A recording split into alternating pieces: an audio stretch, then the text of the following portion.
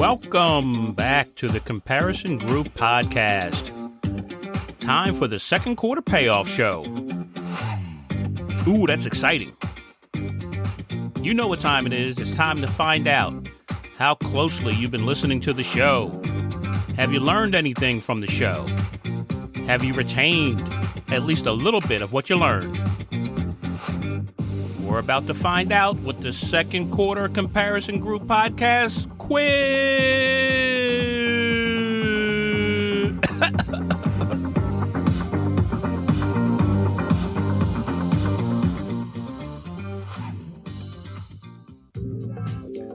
Okay, here we go. Question number 1. Who was the famous actor and friend of Oprah Winfrey who stole lines from my show and used in his Oscar speech? Who was that actor? Question number 2. What force of nature did I compare to racism? Remember? I said it's all around you. Just because you don't see it, it's there. Force of nature, I compared to racism. Question number 3. What was the name of the website that I told you about that honors fallen law enforcement officers? Tough one. I'll give you a hint with the initials. The initials are ODMP. Name of the website that honors fallen officers. Question number 4. What suggestion did I give to Bernie Sanders to tell people who are earning wages so they don't starve? What suggestion did I say they should do with those wages? Question number 5. What response rate did I say the Trump administration claimed they got from the census? What response rate did the Trump administration say they got from the census? And the final question, as always, who are your 2 senators and who is your representative in Congress?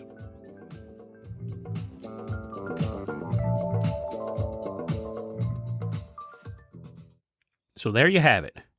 Now, I will post the answers this time. I'll post the answers to the quiz on the website the next day or two. Give you a chance to think about it. Maybe go back and listen to the shows if you choose. But I won't force you to go back and listen to the shows. You should. They're good shows. But I'll post the answers with the exception, of course, of who are your 2 senators and who's your congressperson. Now, you should know that. If you didn't know it in the first quarter quiz, you should have found out what it was, who they are, and you should know it this time around. And so I'm hoping that I'm accomplishing what I set out to do with this show. I'm learning, and I'm hoping I'm passing on what I'm learning and helping other people to learn some things, to look at things in a different perspective that maybe they weren't before. I try and talk like a normal person with no agenda, don't have an agenda. I'm not a talking head that only sees things in one way or only sees things in a way that I'm paid to see them. You don't get charged for this show. This show is free. You can go and subscribe on Apple, subscribe on Spotify, go to my website, www.thecomparisongroup.com, and get the show for free. Follow me on Twitter @comparison_show and get the show for free. I don't charge for this show, and I'll never charge for this show. I give you my word, I will never charge you for this show until someone offers me enough money to sell out and I change my mind. And you have my word on that. So I'm doing my best to put something unique and hopefully entertaining, hopefully informative out there in the podcasting space. And I don't claim to be the most experienced at this. I told you, this is not what I have done for a living. I haven't worked in politics. I haven't worked in media. I clean toilets for a living. I tell you that on purpose because I'm not ashamed of my toilet cleaning background. We need more toilet cleaners, more waitresses, more landscapers doing podcasts. I'm so sick of hearing these people who claim to be different, claim to be doing something different, but you tune into their podcast and they sound exactly like the people on cable news. So I try to be different. I try to be interesting, and I'm non-biased. I criticize everyone. That's what I mean by non-biased. Not that I don't criticize, but that I criticize everyone, left, right, center, equally, because wrong is wrong. And most times, it's not that hard to figure out what's wrong. But I'll still spend the time to try and look at things from all perspectives, from all sides, analyze the information, be patient sometimes while I'm analyzing the information, and not jump to conclusions. When you jump to conclusions, you open yourself up for someone saying to you, I told you so.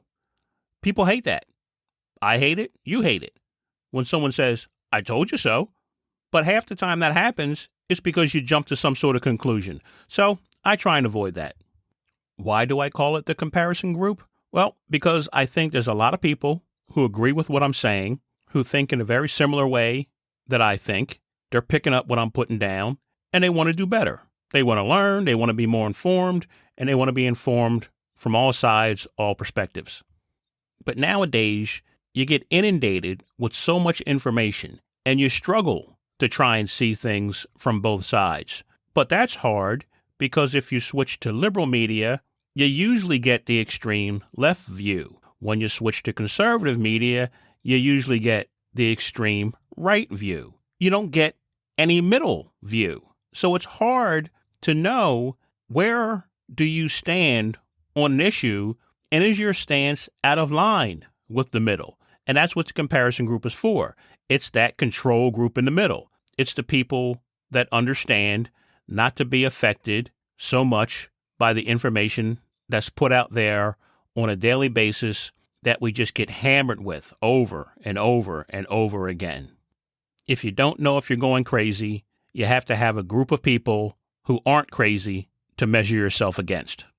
Let's use an example from something that's going on in the news today. Critical race theory. I'm hearing a lot about critical race theory lately. People seem to be having heated arguments about this critical race theory. We need to keep it out of the schools. Was someone putting it in the schools? We need to put it in the schools. It needs to be taught in the schools. What needs to be taught in the schools? Critical race theory. What is critical race theory? I'll give you my very brief and amateurish answer to that question because I refuse to be someone who's going to get worked up over the racial wedge issue of the moment. They just keep coming up with these issues to divide us. But okay, anyway, critical race theory, as best I can understand it, says we should look at racism not as an individual thing, but as a group or policy thing, such as not allowing low-income housing to be built in majority white upper class or upper income areas, which leads to segregation and leads to minorities being disadvantaged in opportunities for education and so on and so forth. Basically, I guess it's saying racism is done by groups of people who hold power. That doesn't seem to be that big of a surprise, but okay, anyway. Should it be taught in schools? That's the question, I guess. Well, I would say this. Teach my child to read, to count, to spell, to respect others, to treat others equally, to form good habits. After that, I don't know. I'm up for pretty much anything. But that's me. I can respect that other people might see things differently when it comes to educating their child. I respect that. But let's listen to Tucker Carlson and Greg Gutfeld responding to Chairman of the Joint Chiefs of Staff, Mark Milley, when he was asked about critical race theory. Actually, first, let's play the clip of Mark Milley answering a question in a hearing in regards to critical race theory being taught, I guess, in the military. First of all, on the issue of critical race theory, et cetera, I'll obviously have to get much smarter on whatever the theory is. But I do think it's important, actually, for those of us in uniform to be open-minded and be widely read. And the United States Military Academy is a university. And it is important that we train and we understand. And I want to understand white rage, and I'm white, and I want to understand it. So what is it that caused thousands of people to assault this building and try to overturn the Constitution of the United States of America? What caused that? I want to find that out. I want to maintain an open mind here, and I do want to analyze it. It's important that we understand that because our soldiers, sailors, airmen, Marines, and Guardians, they come from the American people. So it is important that the leaders, now and in the future, do understand it. I've read Mao Zedong. I've read Karl Marx. I've read Lenin. That doesn't make me a communist. So what is wrong with understanding, having some situational understanding about the country for which we are here to defend?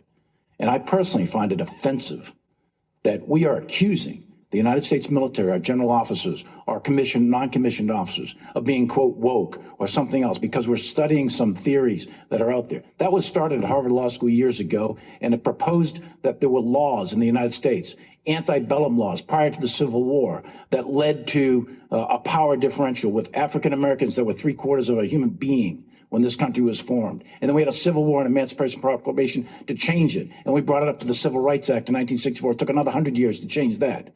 So look, I do want to know. So I'm starting to become convinced that the commentators over on Fox News base their shows on whatever liberals are gushing about on social media. So, of course, Mark Milley makes those impactful statements. Don't believe he said anything too controversial or incorrect in his statement. But the folks over on Fox News, they were not having it. So let's listen to Greg Gutfeld and Tucker Carlson. He's not just a pig, he's stupid. So Mark Milley reads Mao to understand Maoism. He reads communist to understand communism. But it's interesting that he doesn't read white supremacists to understand white supremacy. Why not go to the source? Well, because Mark Milley would be fired instantly if he read those books, and getting fired is the one thing he doesn't want. So he reads about white rage as if it's totally real. It's a medical condition. And by the way, since it's a medical condition, at what age can you catch white rage, by the way? Most of us assumed that our 2-year-olds were just teething. Now we know it's their whiteness that's making them so angry. Thanks, Mark Milley. We appreciate your contribution to our generation's scientific racism. By the way, have you read anything recently about winning wars? Apparently not. Mark Milley is the chairman of the Joint Chiefs of Staff. He didn't get that job because he's brilliant or because he's brave or because the people who know him respect him. He is not, and they definitely don't. Milley got the job because he is obsequious. He knows who to suck up to, and he's more than happy to do it. Feed him a script, and he will read it. Hard to believe that man wears a uniform. He's that unimpressive. Notice he never defined white rage, and we should know what it is. What is white rage? The idea that we are sending our tax dollars to this military to an attempt to weed out so-called extremists, which just means conservative evangelical, as far as I can tell. We're paying for that? Why is Congress not saying we're not going to give you a penny until all of this is eradicated from the military budget? Nothing. This is my offer to you. Nothing. That's what I would say. I'm not going to play Greg Gutfeld. I've had enough of this nonsense. That was Laura Ingraham from Fox News. Did she just call for defunding the military? Is that what she just did? Did she actually just call for defunding the military on Fox News? How did you get here, conservatives? How did you get here? The second someone in the military suggests something that you don't like, they're stupid pigs. The chairman of the Joint Chiefs of Staff, former Green Beret, Ivy School graduate, stripes all up and down his arm for the number of years he served in combat. And he simply suggested that you should learn, that we should teach our children to learn, and he gets eviscerated immediately on Fox News. I haven't seen something this insane since Michelle Obama suggested we should teach our kids to eat healthier, and people wanted her arrested for treason. So yes, people reacting in this way would appear to be outside the norm I would consider of the comparison group. But there's something else. It's analogy time. If America was on trial and our children in school were the jury, don't you feel like what Fox News or what conservatives are doing is wanting to suppress evidence? If we were to put America on trial, to determine if the country was founded on racism or if systemic racism exists or if white rage exists or if white entitlement exists. If the country was on trial and our children were the jurors and we were to teach or conduct this trial in schools, it appears there are some people who want to suppress evidence. If we teach the history and we teach that, well, in Africa, there were some people, some Africans who actually helped to round up the slaves. Yep, sure did. That did happen. There were a lot of white people who fought to end slavery. They were abolitionists. Yep, sure did. That's true. Let's teach that.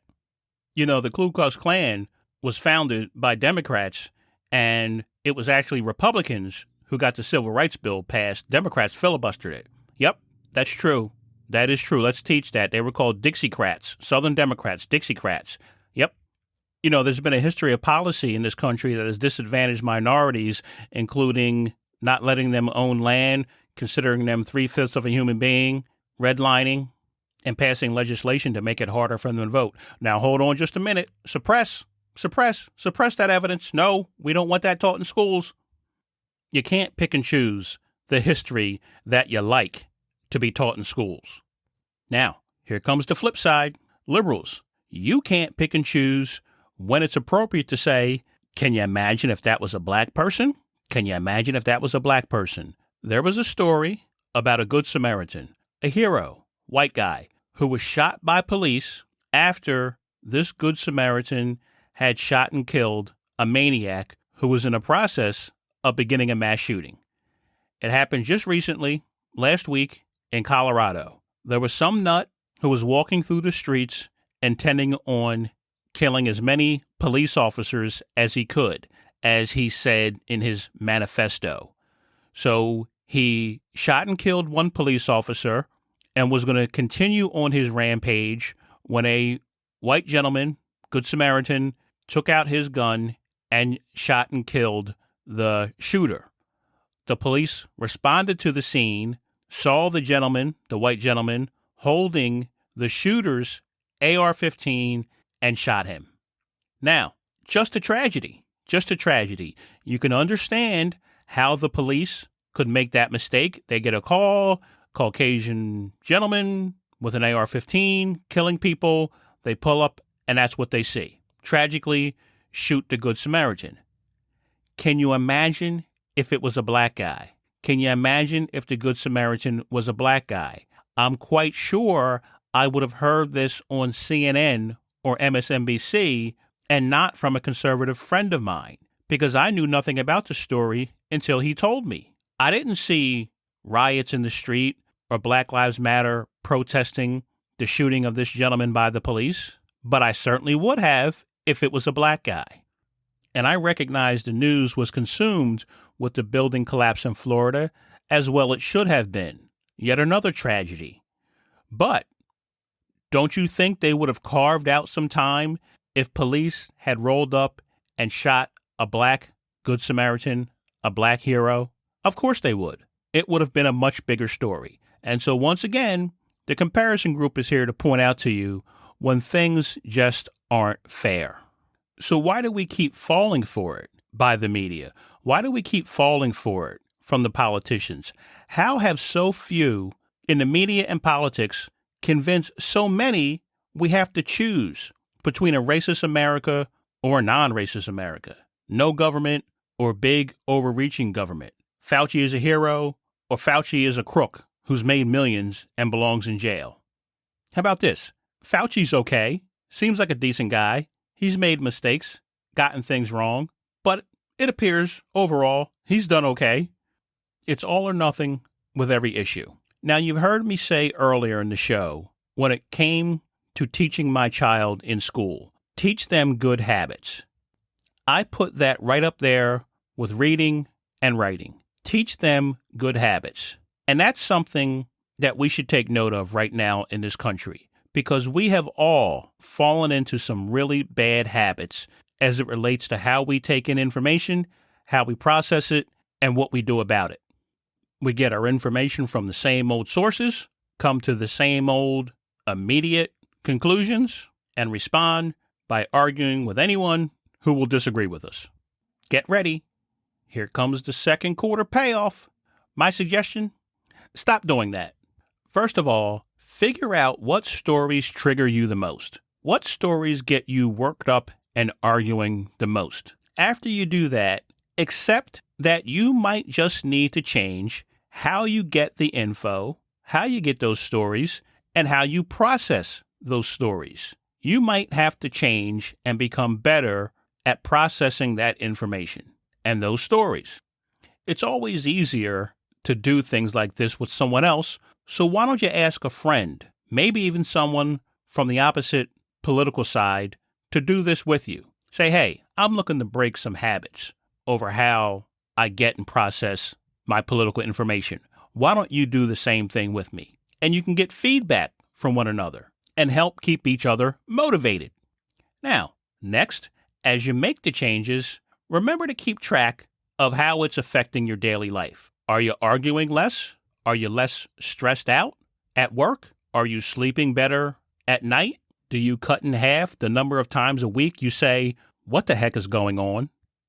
And last, don't beat yourself up if you fall back into some of your same habits. We all do it. And it's really hard not to argue with someone who tells you they're not taking the COVID vaccine because it's not FDA approved. Now remember, most importantly, none of this will work if you don't listen to the Comparison Group podcast and get 3 to 5 people to listen as well. Now, I think people misunderstand me when I say get 3 to 5 of your friends to listen. I'm not saying suggest it to them. I'm not saying tell them about the show. I'm saying hold them down, pull the show up on their phone or computer, and force them to listen to the show. I hit a pretty major milestone in downloads this past week, and I'm thrilled about it. But as Joe Biden would say, we still got a lot of work to do. But I do appreciate all the support, all the comments, all the people that listen. I'm going to continue to try and grow the show, grow the audience. The show will evolve. Hopefully, it'll get better as I get better at doing this. And we're going into July 4th. I'm going to take a week off. And when I come back, I'm hoping to have some announcements as far as good news on where you can get the show, different ways you can get the show on different platforms, making it easier not only to access the show, but also to comment to the show. So I'm excited about that. Let me just finally leave you with this. We live in an era of boom and bust anger. That's what I consider it, boom and bust anger, because of the media and the information that's presented to us. But are you aware that in 2020 in the U.S., we set a record for charitable giving? $451 billion in charitable giving in 2020 during the pandemic. In the greatest economic downturn since the Depression, the United States set a record for charitable giving. Our scientists, like Kizzmekia Corbett, used their brilliance to develop a vaccine to fight a virus in record time. Don't know Kizzmekia Corbett? Listen. When the president paid a visit to the National Institutes of Health last March, the leads at the Vaccine Research Center explained their life-saving mission. Y-shaped proteins that will bind. The key to it, a 34-year-old doctor named Kizzmekia Corbett. I was just there telling the task force about the work that we've been doing. 2 weeks later, Dr. Corbett's team began the first stage of clinical trials. We have taken a lot of the knowledge that we have gained over the last 6 years and applied it to a fairly revolutionary vaccine platform in collaboration with Moderna. That vaccine rolled out within 10 months. The vaccine teaches the body how to fend off a virus because it teaches the body how to look for the virus. By basically just showing the body the spike protein of the virus, the body then says, oh, we've seen this protein before. Let's go fight against it. That's how it works. Dr. Corbett's interest in science began at an early age, but one opportunity made a key difference. She attended the University of Maryland, Baltimore County as a Meyerhoff Scholar, an aggressive program that mentors minorities and women in science. Graduates include Surgeon General Jerome Adams. The vaccine that you're going to be taking was developed by an African-American woman, and that is just a fact. I mean, that is a fact. A fact offering illumination to those often left in the dark. She cannot be a hidden figure. She cannot be a hidden figure. She needs to be in textbooks. Little girls need to see her, of all races. This is what's possible. Thank you, Kizzmekia. And then our incredible military sprung into action to deliver hundreds of millions of vaccines to the people who wanted them and needed them. Hundreds of millions of vaccines delivered without a single negative review, as far as I know. Let's see Amazon do that. Our teachers, who throughout the entire pandemic had to just figure it out. Educate those kids somehow. Just figure it out.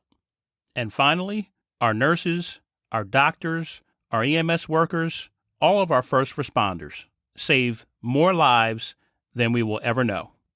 And we can't ever forget that. And we can't ever stop thanking them for it. With people like that in this country, America can't be all that bad, can it? Thanks for listening. That's the show. That's the second quarter payoff show. Hope you enjoyed it. Take a week off. Be back with a new show after the 4th. Enjoy your 4th of July. Don't forget to follow me on Twitter at @comparison_show, @comparison_show. That's @comparison, and then that little minus sign at the bottom, then show. Check out the website, www.thecomparisongroup.com. www.thecomparisongroup.com. Thanks, everybody. I really appreciate you listening. Have a great 4th of July.